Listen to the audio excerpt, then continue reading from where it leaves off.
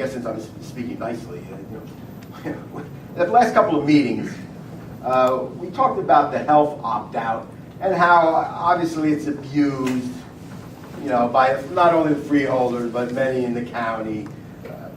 But moving past that, I just want to bring up the fact that there actually is one freeholder on the board, Freeholder Marabella, who actually has the true chance of accepting the opt-out money, because he works in private industry, and that's what the whole opt-out resolution or the whole opt-out program was about.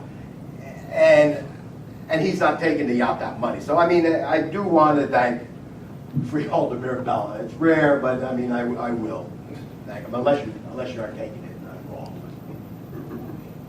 Okay, thank you very much. I guess one last thing, and Freeholder Hudak had come about 2 months ago. He took Governor Christie to task, and Hudak had this tirade about the governor canceling the rail tunnel, and he was laying into the governor. And then the next meeting I stood up and I said, that's very short-sighted to be saying something like that against the governor. And even after that same meeting, then again he had this hissy fit about the governor canceling the rail tunnel. But again, he's short-sighted, because there is a tunnel going on. It's an alternative, and right now we got $185 million for it from federal aid to start the first phase. So I mean, this is the problem: is that we have these people sitting up there that they call themselves freeholders.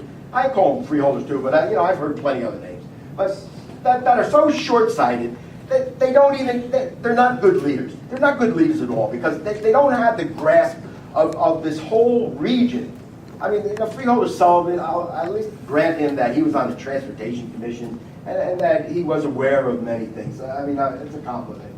But, I'm looking at this Turk Freeholder Hudak, and it's really sad, because to me, it looks like he's probably going to be the next chairman next year, and to have somebody clueless and short-sighted to be the freeholder is just wrong. And maybe I'll write a letter to Chairman Green and see if we can get somebody better on as chairman next year. Thank you very much. Thank you. And since Bruce Patterson picked on Freeholder Hudak tonight, let's just continue with that and get it over with. I've noticed that Mr. Hudak has recently joined the Kane payroll. He is I can't recall your exact title, but you're in charge of planning events and planning. I'd like to know what your background is. I believe your salary is about $60,000. The Kane students are paying tuition, they're paying your salary. And I'd like to know what your background is with planning events. What your resume is. I think you owe the public an explanation for that. And you are taking advantage of the stipends for opting out of health benefits through you, Madam Chair. And I think we deserve an apology. We deserve a lot of information. And the prosecutor, the assistant prosecutor, was here earlier, but he ran out of the room. He didn't stay here to answer any questions. He left in a hurry. And recently, right before Prosecutor Romankow was stepping down, he went ahead and he passed through a lot of promotions.